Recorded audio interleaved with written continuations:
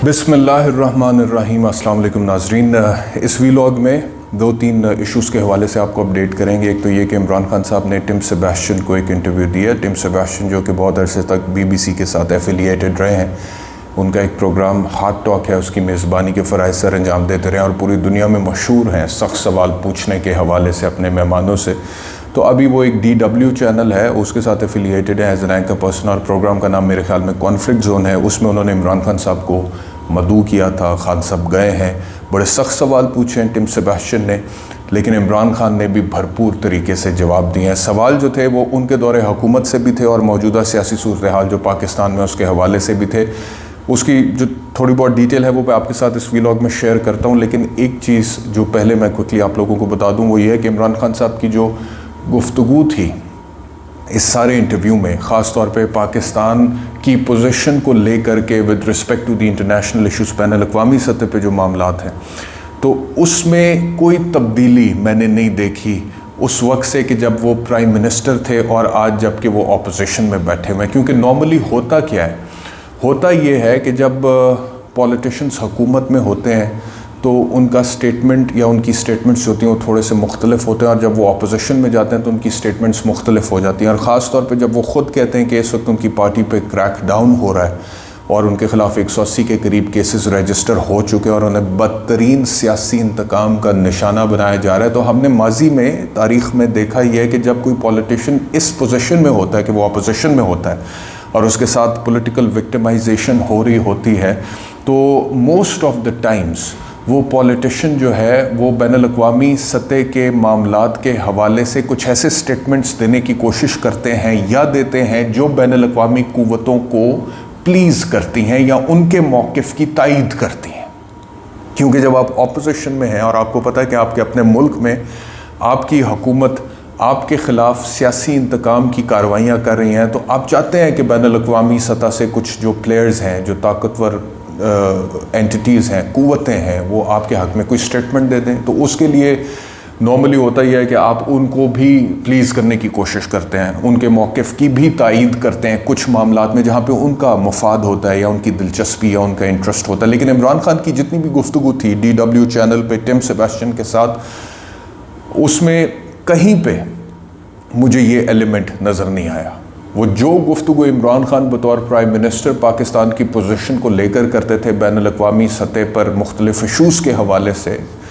वही गुफ्तगू उन्होंने अभी की है, जबकि वो बहुत डिफरेंट पोजीशन में हैं, ऑपोजिशन में हैं, 180 केसेस का सामना कर रहे हैं, दहशतगर्दी, कत्ल से लेके बगावत तक के मुकदमात उन पे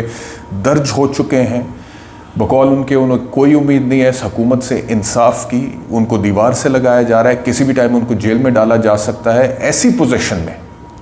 ये मुमकिन हो सकता था कि वो बैनुल अक़वामी सतह पे तवज्जो हासिल करने के लिए कि कोई उनके हक़ में कोई ऐसा स्टेटमेंट दे दे जिससे हुकूमत के ऊपर प्रेशर आए। उन्होंने कोई ऐसी कोशिश ही नहीं की, अटेम्प्ट ही नहीं की कि किसी को प्लीज़ करें। वो उन्होंने मेरे ख्याल में ही मेंटली इज़ वेरी क्लियर कि जो बैनुल अक़वामी सतह पे इश्यूज़ है उस पे एज अ पाकिस्तानी क्या पोजीशन लेनी है, और लोकल लेवल पे हमारे जो इश्यूज़ हैं उसमें एज चेयरमैन PTI मैंने हुकूमत या फिर दीगर क़ुव्वतों के ख़िलाफ़ क्या पोजीशन लेनी है, इसके ऊपर वो क्लियर है। और इसमें किसी किस्म की जो चीज़ देखकर मैं हैरान भी हूँ वो ये है कि वो कोई मिलावट नहीं कर रहे इसके अंदर। और एज अ पॉलिटिशियन में भी बहुत सारे पॉलिटिशियंस को लगे ये तो बिल्कुल भी स्मार्ट पॉलिटिशियन है नहीं, लेकिन इमरान खान मेरे ख्याल में शुरू से ही इसी तरह की पॉलिटिक्स करते हैं कि जो सही समझते हैं वही बोलते हैं और फिर परवाह नहीं करते हैं कि किसी को अच्छा लगे या बुरा लगे, क्योंकि उनके नज़दीक जो वो बोल रहे होते हैं वो मेरिट्स है, तो उसके ऊपर उनकी तसल्ली होती है। तो इस इंटरव्यू में मुझे ये चीज़ ख़ास तौर पे जब मसला अफ़गानिस्तान टिम सेबेस्टियन ने इमरान खान से डिस्कस किया है और अफ़गानिस्तान में मौजूदा हुकूमत की मज़म्मत करने पर इंसिस्ट किया है, बारहा, एक नहीं 2-3 दफ़ा उसने कोशिश किया है कि किसी तरह इमरान खान मौजूदा अफ़गानिस्तान की हुकूमत को की मज़म्मत करें कुछ इश्यूज़ के हवाले से, तो वो इमरान खान ने नहीं की है। हालांकि अगर वो करते मिसाल के तौर पे तो हो सकता है कि अमेरिका को अच्छा लगता, हो सकता है कि बरतानिया को अच्छा लगता, क्योंकि अमेरिका, बरतानिया, नेटो अक़वाम मुत्तहिदा एक मखसूस मौक़िफ़ तो है ना, 20 साल जंग तो चली है ना वहाँ पे अफ़गानिस्तान में। 9/11 के बाद अमेरिका ने अपनी फ़ौजें भेजी हैं, नेटो ने अपनी फ़ौजें भेजी, लेकिन उसके बावजूद इमरान खान ने कहा है कि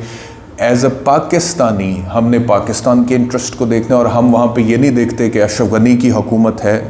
या फिर अब अफ़गान तालिबान की हुकूमत है। हमारे लिए वो अफ़गानिस्तान की हुकूमत है, और अगर अफ़गानिस्तान में हालात ख़राब होते हैं तो उसका असर पाकिस्तान में पड़ता है। इस वजह से हम नहीं चाहेंगे कि अफ़गानिस्तान में हालात ख़राब हो या अफ़गान हुकूमत के साथ, जो कोई भी हुकूमत वहाँ पे, अफ़गान हुकूमत के साथ हमारे ताल्लुकात ख़राब हो, क्योंकि उसका असर पाकिस्तान में डायरेक्टली पड़ता है। क्योंकि कोई 30 लाख के करीब अफ़गान महाजरीन पाकिस्तान में बसते हैं और वो तकरीबन हज़ारों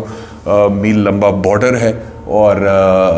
हम अफोर्ड नहीं करते। बड़ा क्लियर कट वो बार बार होस्ट कहता रहा, लेकिन उसके बावजूद उन्होंने यही पोजीशन ली है। बहरहाल और क्या बातें हुई हैं वो भी आपसे डिस्कस करेंगे, लेकिन उससे पहले आ जाते हैं कुछ लोकल पॉलिटिक्स की तरफ। आपसे अर्ज़ करूं कि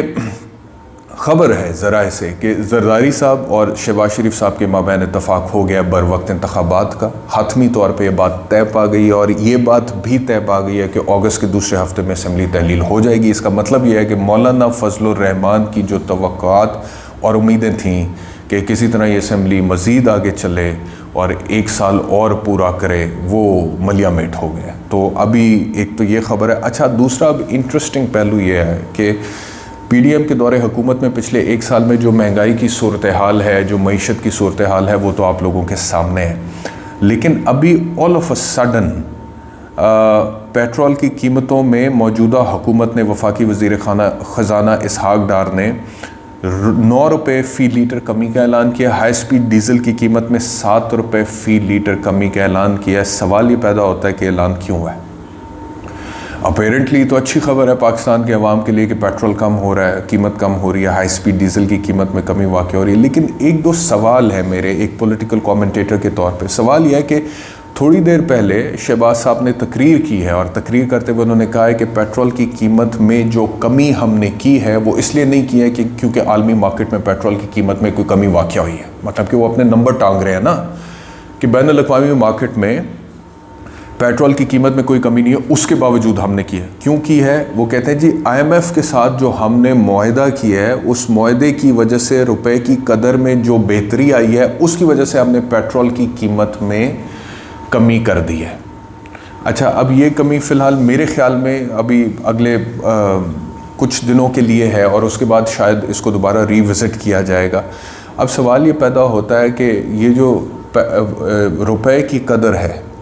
ये तो इतनी फ्लक्चुएट कर रही है पिछले काफ़ी अरसे से। एक तो मतलब कि बहुत ऊपर चला गया रुपया PDM के दौरे हुकूमत में, और उसके बाद अब जबकि इसको नीचे लाने की कोशिश कर रहे हैं तो उसमें फ्लक्चुएशन है, वो नीचे जाता है, फिर थोड़ा ऊपर आ जाता है, फिर थोड़ा नीचे जाता है, फिर थोड़ा ऊपर आ जाता है। तो एक इतनी वल्नरेबल चीज़ जो है और इतनी फ्लक्चुएट करती हुई जो चीज़ जो है, क्या उसी की बुनियाद पे इन्होंने इतना बड़ा स्टेप उठाया कि 9 रुपये पेट्रोल की कीमत में कमी वाक़या कर दिया फ़ी लीटर के हिसाब से? अब मुझे ख्याल सिर्फ ये आ रहा है, जो सवाल मेरा ये है कि वो ये है कि अब जबकि एक तरफ ये ख़बर आ रही है ज़राए से कि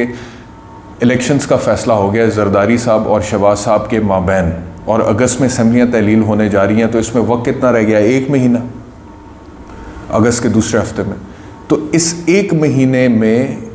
अब फौरी तौर पे अगर आप पेट्रोल की कीमत में कमी कर रहे हैं, तो क्या आप वही नहीं कर रहे हैं जो आप इमरान खान को तनकीद का निशाना बनाते थे कि जाते जाते हुकूमत जाने से पहले इसने पेट्रोल की कीमत में 10 रुपये कमी का ऐलान कर दिया, IMF के साथ मुआहदा तोड़ दिया, मुल्क की इकॉनमी में बारूदी सुरंगें बिछा दी? तो ये क्या है?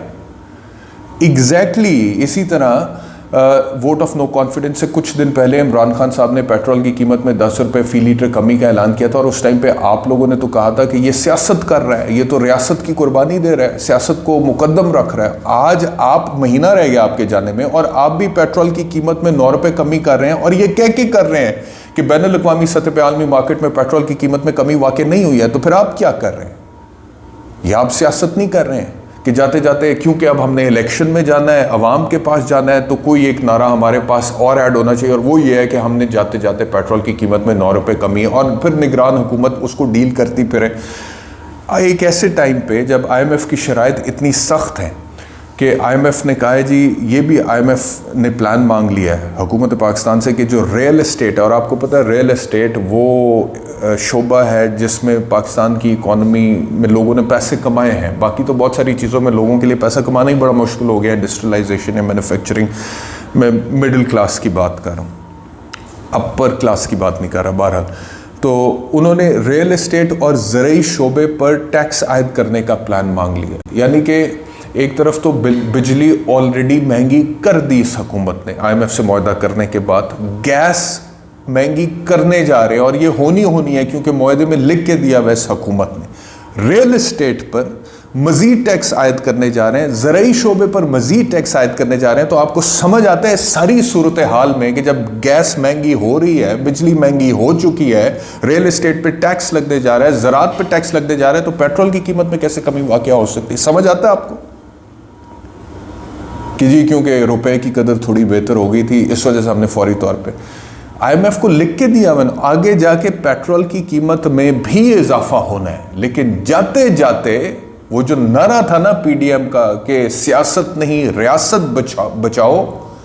उस नारे के साथ ये कितना सिंसियर थे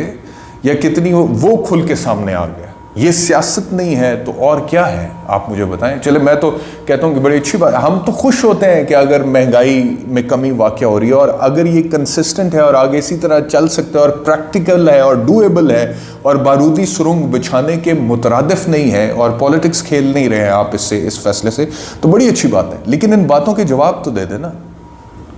ये बातों के जवाब मिलने बहुत ज़्यादा इम्पॉर्टेंट हैं। तो एक तो ये है जी, दूसरा ये है कि मैं आपसे अर्ज़ करूँ कि अब आ जाते हैं खान साहब के इंटरव्यू की तरफ। वो पूछा, टिम सेबेस्टियन ने पहला सवाल उनसे पूछा कि आप इलेक्शन लड़ेंगे, तो उन्होंने जवाब दिया अगर लड़ने दिया तो ज़रूर लड़ेंगे। फिर उसने कहा कि आप डिस्क्वालीफाई हो सकते हैं, हो सकता है कि वो आपको ना लड़ने दें, आपके ख़िलाफ़ तो 180 के करीब केसेस है। तो इसका जवाब इमरान खान ने फिर ये दिया कि 70 साल की उम्र तक मेरे ख़िलाफ़ कोई एक केस भी नहीं हुआ था, लेकिन पिछले कुछ महीनों में मेरे ऊपर 180 के करीब केसेस हो चुके हैं। और देखना ये है कि आने वाले दिनों में मेरी पार्टी को इलेक्शन लड़ने दिया जाता है या नहीं लड़ने दिया जाता। चाहे मैं जेल में भी होता हूँ तो मेरी पार्टी को इलेक्शन लड़ने दिया जाएगा या नहीं लड़ने दिया जाएगा। और पूरी पार्टी के ऊपर क्रैकडाउन हो रहा है और लोगों को जेलों में पकड़ के डाला जा रहा है, उनकी सियासी वफादारियाँ तब्दील करने की कोशिश की जा रही हैं। अच्छा, फिर उन्होंने एक ये भी इंटरव्यू में कहा इमरान खान साहब ने कि उन्होंने कहा कि मैं अपने वकला के साथ मुशावरत कर रहा हूँ और हम ये देख रहे हैं कि ये मुमकिन है कि पाकिस्तान तहरीक इंसाफ पर पाबंदी लगा दें ये हुकूमत या आने वाली निगरान हुकूमत या इलेक्शन कमीशन ऑफ पाकिस्तान इस हवाले से कुछ करे। उनका मतलब ये था, उन्होंने नाम नहीं लिए, लेकिन उन्होंने कहा है कि हो सकता है कि PTI पर पाबंदी लग जाए। तो उस सूरत में मैं अपने वकला के साथ मुशावरत कर रहा हूँ कि सियासी तौर पर हिकमत अमली क्या हो सकती है। पाकिस्तान तहरीक इंसाफ क्या फिर एक नए नाम से या नई पार्टी के साथ इलेक्शंस में पार्टिसिपेट करेगी। और इमरान खान का जो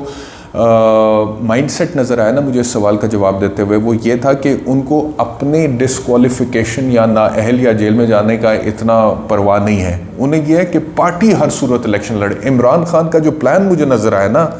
टिम सेबेस्टियन को दिए गए इस इंटरव्यू में, वो ये है जो मुझे समझ आया कि चाहे इमरान खान जेल में ही क्यों ना हो, चाहे इमरान खान को डिस्क्वालीफाई ही क्यों ना कर दिया जाए इंतखाबात में हिस्सा लेने से, लेकिन उसके बावजूद किसी न किसी तरीके से इमरान खान की पार्टी इंतखाबात में ज़रूर उतरे, इमरान खान का कैंडिडेट उतरे। और मेरे ख़्याल में वो जो उम्मीद है उनको, जो तवक्के है वो ये है कि वो जेल में भी होंगे तो PTI इतनी मकबूल है कि जो भी कैंडिडेट PTI के टिकट पर खड़ा होगा उसको वोट मिलेगा, वो जीतेगा। और फिर अक्सरियत में पाकिस्तान तहरीक इंसाफ के कैंडिडेट्स जीतेंगे और जेल में बैठे हुए चाहे मुझे खबर आए लेकिन ये खबर आए ज़रूर। ये इमरान खान का माइंडसेट जो है, मैंने जो रीड किया है इस इंटरव्यू में, मुझे वो यही समझ आया। अच्छा, उसके बाद टिम सेबेस्टियन जो है उसने इमरान खान के ऊपर जो इल्ज़ामात लगे हैं उस हवाले से बात की कि जी आपने ये मौजूदा हुकूमत में ये केसेस आपके ऊपर लगे हैं। और दूसरा उसने कहा कि आप जब ख़ुद हुकूमत में थे तो आप एक पेज के नाम पे सारा कुछ आपको जस्टिफाइड लगता था, अब आप ख़ुद हुकूमत में नहीं हैं तो फिर आप कहते हैं कि जी ये गलत हो रहा है। तो उसका फिर उन्होंने जवाब दिया कि उन्होंने कहा जहाँ तक हमारे ऊपर लगाए गए इल्ज़ामात या केसेस की बात है और हमें जो कहा जा रहा है कि हमने तोड़ फोड़ किया है या जलाओ घिराव किया, तो उन्होंने कहा कि this is classic case of blaming the victim, यानी कि ये हमने नहीं किया बल्कि हमारे ख़िलाफ़ साजिश हुई है। ये उन्होंने रजिस्टर करने की भरपूर कोशिश की है टिम सेबेस्टियन को दिए गए इंटरव्यू में, और उन्होंने फिर ये कहा है कि मैं तो खुद जेल में था, मुझे जब उठाया गया तो मैं जेल में था और पीछे से जो कुछ हुआ है सड़कों पर उसका मुझे अंदाज़ा ही नहीं था, मुझे तो पता ही नहीं था। मैं तो सुप्रीम कोर्ट में जब पहली दफ़ा पेश हुआ हूँ तो मुझे पता लगा जब चीफ़ जस्टिस ने बताया, और फिर चीफ़ जस्टिस के कहने पर मैंने, जब उन्होंने मुझे बताया तो मैंने उसकी मज़म्मत भी की है, ये इमरान खान ने कहा। और इसके अलावा जो मामलात थे इमरान खान के अपने दौरे हुकूमत 2021 के हवाले से, human rights watch, human rights commission of Pakistan, उसमें जो भी इमरान खान की हुकूमत में होते हुए इंसानी हकूक़ के हवाले से कंसर्न्स थे वो भी टिम सेबेस्टियन ने पूछे। तो उन्होंने ये कहा इमरान खान ने कि पहले तो उसको डिफेंड भी करने की कोशिश की, उन्होंने कहा कि एक नंबर ऑफ़ केसेस हैं जो हुए हैं, लेकिन फिर उन्होंने उसकी वजाहत भी देने की कोशिश की कि किस तरह मैं रिस्पॉन्सिबल नहीं हूँ उसको। और दूसरा उन्होंने ये कहा है कि जी मैं ये नहीं कहता कि मेरी हुकूमत जो थी वो मिसाली थी 3.5 साल की और उसमें सब अच्छा था, प्रॉब्लम्स थे और प्रॉब्लम्स हुए हैं, और पाकिस्तान में प्रॉब्लम्स पिछले 75 साल से, लेकिन अभी जो कुछ हो रहा है, इमरान खान का कहना यह था कि ये अनप्रेसिडेंटेड है, इसकी कोई नज़ीर नहीं मिलती है। पाकिस्तान की तारीख़ में कभी इस तरह से किसी एक सियासी जमात को सियासी इंतकाम का निशाना नहीं बनाया गया। और उसके अलावा अफ़गानिस्तान के हवाले से, कश्मीर के हवाले से जो इमरान खान की लाइन हमेशा से रही है वो वही थी, और अफ़गानिस्तान में अच्छे ताल्लुकात होने चाहिए अफ़गान हुकूमत के साथ, और दीगर जितनी भी बातें जो शुरू में मैं आपको बता चुका हूँ उन्होंने वही स्टैंड लिया है। बावजूद इसके कि होस्ट ने बड़ी कोशिश की है कि किसी तरह वो अफ़गान हुकूमत की 2-4 इशूज़ के हवाले से मज़म्मत कर दें, लेकिन इमरान खान ने फ़िलहाल इस इंटरव्यू में वो मज़म्मत नहीं किया और उसकी वजूहात बताई हैं कि क्यों पाकिस्तान को रिप्रेजेंट करते हुए मैं ये स्टेटमेंट्स इशू नहीं कर सकता, क्योंकि हिंदुस्तान एक तरफ आप देखें है तो उसके साथ आपने वेस्ट के बड़े अच्छे ताल्लुकात हैं, वो उनका एलाई भी है, आप ट्रेड भी करते हैं, जबकि हिंदुस्तान कश्मीर में देखें कितने मजालिम ढा रहा है। तो आप लोगों ने कभी कोई एक स्टेटमेंट दिया या कि, तो ये उनका मौक़िफ़ था उस हवाले से, और इस नोट पर ये इंटरव्यू ख़त्म हुआ है। बहुत शुक्रिया वीलॉग देखने के लिए, अपना ख्याल रखिए।